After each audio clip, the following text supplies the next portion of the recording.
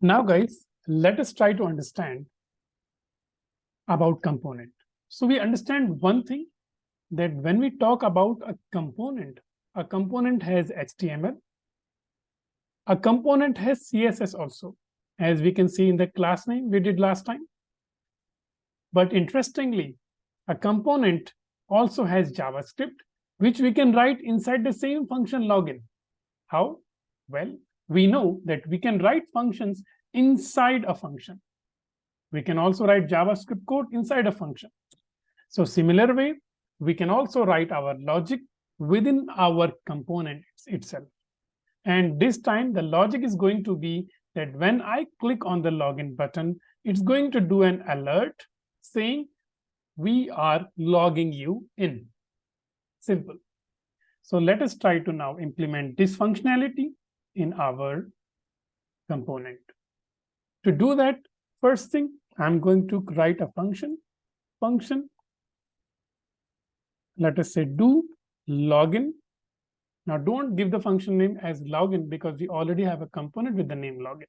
So we will write a function with the name do login. And on button, you have already seen how in HTML we can add an event. We will write on click,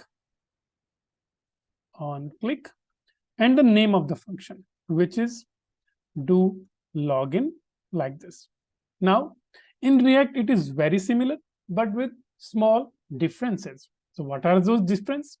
First thing, instead of on click, we will make it on click with C capital.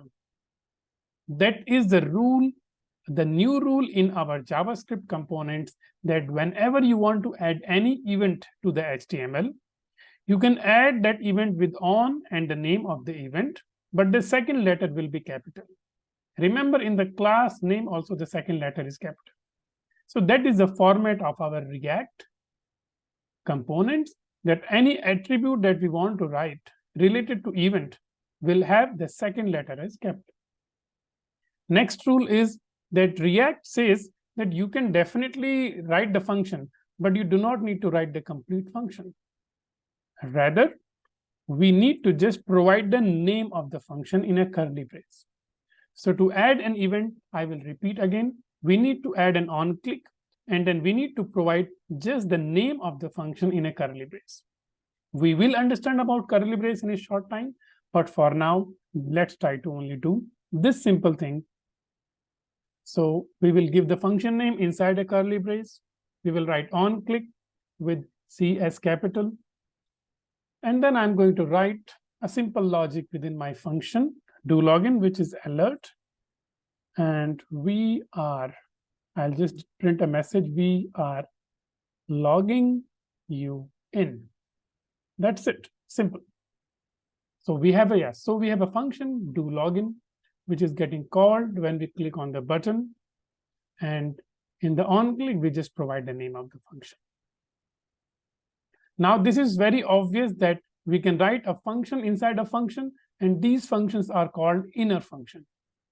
If you do not know about them, you can go back and just Google about inner functions, and you will get good information about what is an inner function. But just to summarize, we can write a function inside a function in JavaScript, and we call them as inner function. So this do login right now is an inner function. Now let us save it and try to see if our component works. Localhost :3000, and let us verify if my component is working. All right. So coming back now, let me try to just click on login. And yes, the message is coming fine. Now remember, this functionality will work on wherever my component is present. And my login component is present in 3 places. So in 3 places, I will get the same functionality. So that is how I can also add JavaScript functionality to my component. Okay. Now we will add few more things. For example, I'm just going to now create a variable, let app name equal to maybe React app. Okay, so now I'm creating a variable name called app name. And instead of do login, where we are just simply printing the message, we will write we are logging you in. And where we are logging them in our application name with the app name. So as you can see now, I'm also able to add a app name value to the message that is getting printed. Save it again this time, and let us try to see the output. Okay, here is my output, and this time when I log in, it is saying we are logging you in React app. Okay, there is no space, so I can, add a space here, save it, and now once we try it again, we will see there is a space also. Good. Now, there is a variable called app name. Can I show this variable app name in my HTML? And the answer is yes. So let us try to also show this app name in a heading. So we will write H1, or maybe let's go with H3. And then we will like to show the app name. And the rule of a React component is whenever you want to show any variable, you will again use a curly brace. So curly brace is actually an expression, which means if we want to write some JavaScript code, or if we want to call a function, or if we want to print a variable, we will print that inside a curly brace. So inside this curly brace, I'm going to write app name, close my H2 tag, H3 tag, save it. And now let us try to see if we are getting the output. And yes, we are getting the output in our component. So we learned how we can write JavaScript logic in the form of functions and events, and also how we can print variables within our tag HTML. So these are the two things we have implemented. And just to tell you, we can write as many functions as we want. So I can also write one more function this time, maybe forget password. So my function name is forget password functionality. So instead of do login, we'll write maybe forgot password. We'll call this function. Same way, on click equal to curly brace and the name of the function, only the name. We do not call the function. Don't do this. Otherwise, it will throw error and unwanted result. So let's now try to write one more function called function forgot password. And in this, I'm going to write alert. We will email you the password. That's it. Save it. And now we have a button called forgot password. And let us try to see if it works. Okay, the name should be forgot password. So I'm going to change the name also. Forgot password. Save it. And now let us see the output. Okay, so now if I click on the login, we know it is working fine. And if I click on the forgot password, we get the message, we will email you the password.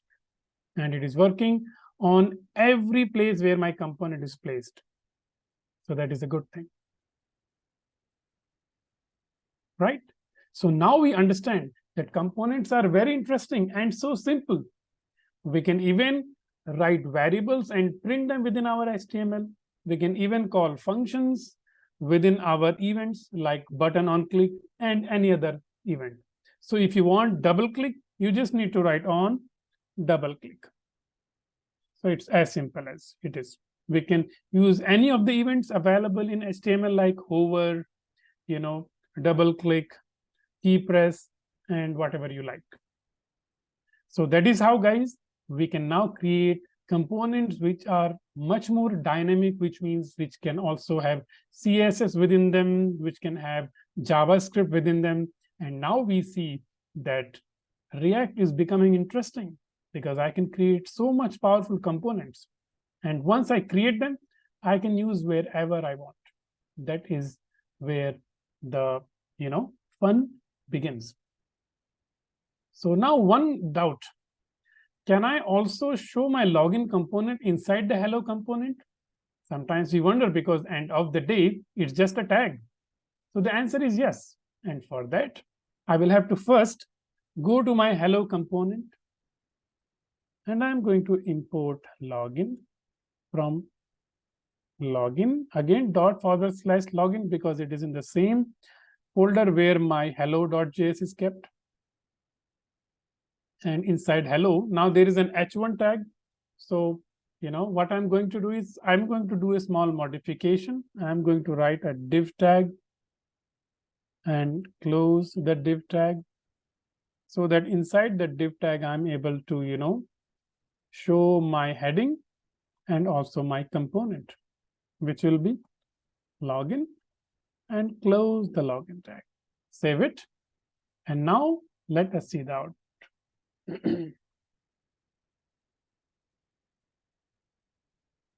One thing to remember is that we can use our components wherever we want. So we can also use the login component inside, the hello component inside the login component, or we can also use the the login component inside the hello component, as long as we are able to import the component and use it within the HTML. So let's try to open the browser again and open the application.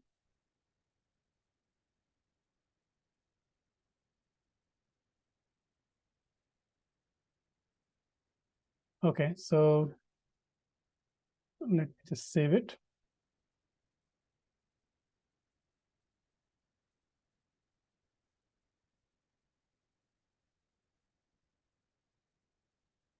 Okay, so it should be coming in. I'm just trying to see why it is not coming. We have put a login component here inside the div.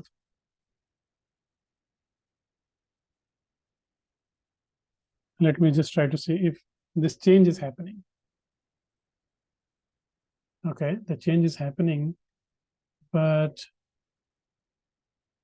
all right, that is interesting. So we'll just try to figure out why we are getting it. We should be able to get this also running.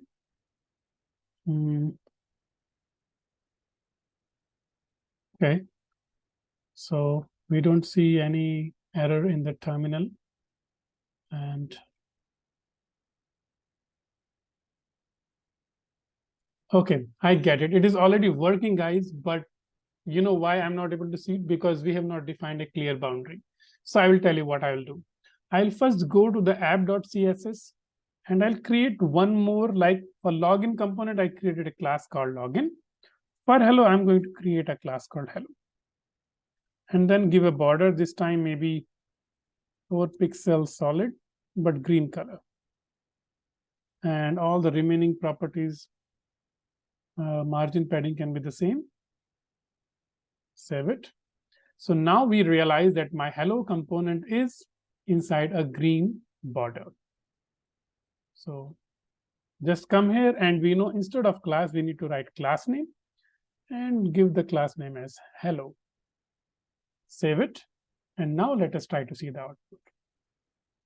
So you see, it was coming actually, but because we did not define the boundary, so we were not able to understand where it is inside, where it is placed. So we can see this is our independent login component, and this is my hello world component with login tag. And the good thing is now I can show this login tag as many times as I want within my component, because that is the power of component. Create once and use as many times and wherever you want. Isn't it interesting, guys? And so simple. And you can see here now, I have, 2 login components appearing inside my hello world. So that's how, guys, we can use and reuse components in multiple places, making our software development so interesting and so easy. So why don't you also try to create some more components like menu, footer, body component, and just see how you are able to create a wonderful website using all these fundamentals which I have taught you.